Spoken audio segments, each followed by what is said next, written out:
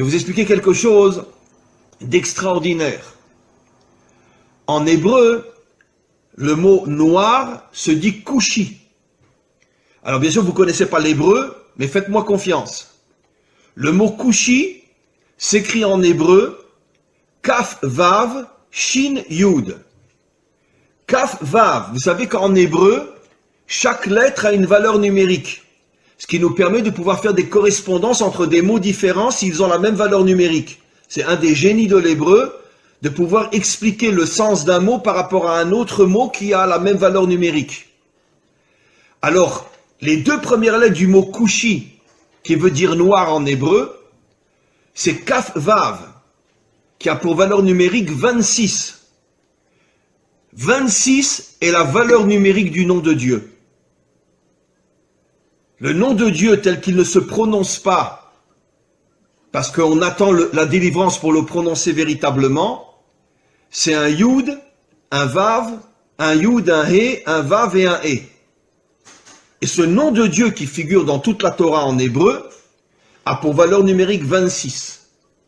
Après vous avez Ku, donc Kaf Vav, le nom de Dieu, le véritable nom de Dieu, le véritable nom de Dieu dans le mot, donc qui fait allusion aux Africains, aux Noirs. Et après vous avez Shin Yud, qui veut dire Yesh. Ça veut dire que Kushi signifie Yesh Hashem, il y a Dieu.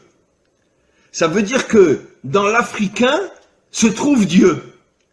C'est absolument incroyable. Dans les peuples africains se trouve le Dieu authentique qui a pour nom Yudke Vavke. Incroyable. Ça veut dire que caché à l'intérieur des peuples africains se trouve le véritable Dieu. Et c'est pour ça que en hébreu on appelle le noir Kushi, qui fait allusion à Yesh Havaye, Dieu se trouve à l'intérieur des peuples africains.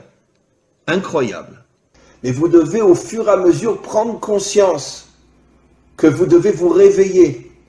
Vous devez dévoiler la dimension royale qu'il y a en vous. Vous devez vous débarrasser de vos habits d'humiliation, d'esclavage, etc. Et prendre conscience que le masque qu'on a voulu vous coller, c'est justement pour vous empêcher de devenir ce que vous devez être. Et vous allez devenir ce que vous devez être. Mais pour ça, encore une fois, il faut vous renforcer sur le plan spirituel, sur le plan moral, et petit à petit sur le plan des actions aussi. Il est grand temps, et je sais que ça se fera un jour, où les peuples africains se révolteront contre toute la dictature blanche qui exploite toutes les richesses des Africains. Et encore une fois, j'oserais presque dire, et je le dis avec la plus grande sincérité, soyez fiers d'être noirs. Soyez fiers d'avoir la couleur que vous avez. Parce que cette couleur qui est inscrite sur votre peau témoigne du fait que vous avez été choisi par le maître du monde pour dévoiler sa royauté dans le monde, comme je l'ai expliqué, puisque le noir est la couleur de la royauté d'Hachem. Donc, arrêtez d'être meurtri ou d'être humilié par tous ces racistes qui vous considèrent comme je ne sais quoi, comme ils considèrent les juifs d'ailleurs, et dites-vous, c'est le contraire. C'est justement parce que je suis un roi que tu veux faire de moi un esclave.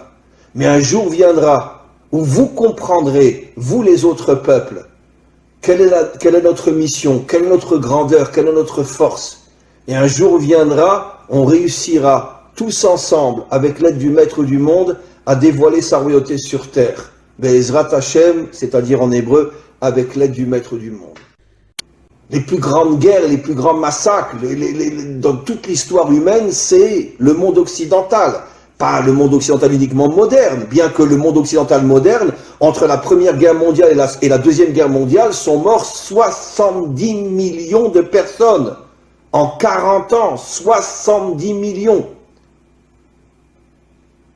Pas en 40 ans de guerre, mais il y a eu la Première Guerre mondiale qui a duré 4 ans, la Deuxième Guerre mondiale qui a duré 4-5 ans. Entre les deux, il y a eu à peu près 20 ans, donc en 30 ans, 70 millions de morts. En deux guerres qui à elles deux, ont duré 8-9 ans. 70 millions de morts, sans compter tout ce qui s'est passé avant. Les croisades, l'Inquisition, la guerre de 100 ans, etc. Donc ce sont vraiment des gens qui vivent, comme on l'a vu précisément dans la paracha de la semaine dernière. Yitzhak, quand il bénit Esav, il lui dit, tu vivras, Becharbecha Tirye, tu vivras avec ton épée à la main. L'Occident, c'est un peuple guerrier. D'ailleurs, j'expliquerai ce soir dans un autre cours qui sera aussi sur mon site, qu'en vérité, c'est la raison pour laquelle le monde occidental a adopté la religion chrétienne qui ne parle que d'amour et de bonté pour se créer une vitrine et cacher son véritable caractère. Parce que justement, le monde occidental est tellement violent, il est tellement assassin et meurtrier, qu'ils ont eu besoin de se créer une religion qui va nous faire croire tout le contraire de ce qu'ils sont véritablement sur le terrain. Bien sûr, je ne parle pas de tel ou tel citoyen, je parle des dirigeants et je parle malheureusement des peuples qui sont exploités et qui sont soumis et qui sont obligés de suivre leurs dirigeants. Mais quoi qu'il en soit, le monde occidental s'est attaqué comme jamais personne au peuple noir, parce qu'il semblerait que dans le subconscient ou même dans le conscient des dirigeants occidentaux, ils savaient que le peuple noir avait une mission qui allait mettre fin à toutes les dictatures et à tout le mal qu'il y a dans le monde, à toute cette corruption qu'il y a dans le monde, et c'est la raison pour laquelle ils ont tout fait pour les transformer en esclaves. Comme l'expliquent nos maîtres, quand tu veux savoir quelle est la mission d'un homme, regarde le mal qu'on lui fait. Si un homme est transformé en esclave, ça veut dire qu'il a une nature de roi. Et pourquoi on le transforme en esclave? Pour l'éloigner au maximum de sa mission d'être un roi, ou de dévoiler la royauté d'Hachem. Maintenant, figurez-vous, mes amis, que depuis des millénaires, nos maîtres nous expliquent que chaque attribut divin, chaque sphira, en hébreu sphira, en français attribut divin, c'est-à-dire une qualité divine, là on parle de la malchoute, chaque qualité a une couleur. Et figurez-vous, quelle est la couleur de la malchoute? Noir. La couleur de la malchoute, c'est le noir. C'est absolument incroyable. La couleur qui définit la malchoute, la royauté, c'est-à-dire le dévoilement de la royauté d'Hachem dans ce monde, c'est le noir. Vous comprenez, mes amis, quel est le lien entre la mission d'Israël et les peuples africains? Comment se fait-il que les peuples africains sont noirs? Comment se fait-il que la première épouse de Moshe était une africaine? Que la préférée de toutes les épouses du roi Salomon était une africaine?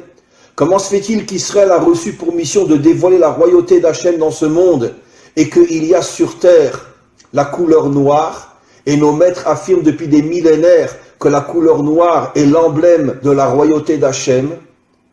Eh bien, mes amis, vous comprenez quelque chose d'absolument incroyable. Que les peuples noirs, eux aussi, comme Israël, sont en première ligne du dévoilement futur d'Hachem en tant que dirigeant de ce monde. Mi chamocha ba'elim Hachem, qui est aussi grand que toi, Dieu du monde? C'est lui qui a dit ce verset-là. C'est-à-dire, c'est lui qui a reconnu la grandeur de Dieu. Et nos maîtres nous disent que cela fait allusion à la délivrance finale, où toutes les nations reviendront vers Dieu et diront « Qui est puissant comme toi, maître du monde ?» Mais moi, ce que je rajoute, c'est qui a dit ça? Qui est le modèle de la délivrance finale au niveau des nations? C'est Pharaon. Et nos maîtres nous disent Pharaon était un Africain, un Noir. Ça veut dire que la Torah nous révèle il y a des millénaires que le modèle, que le phare du retour des nations à Dieu, le Dieu authentique, ce sera un Africain ou les Africains et non les Blancs, non les Occidentaux. Après, tout le monde suivra, les Asiatiques, les Occidentaux, tout le monde suivra. Mais c'est Pharaon qui a dit « Qui est comme toi, Dieu, créateur du monde ?»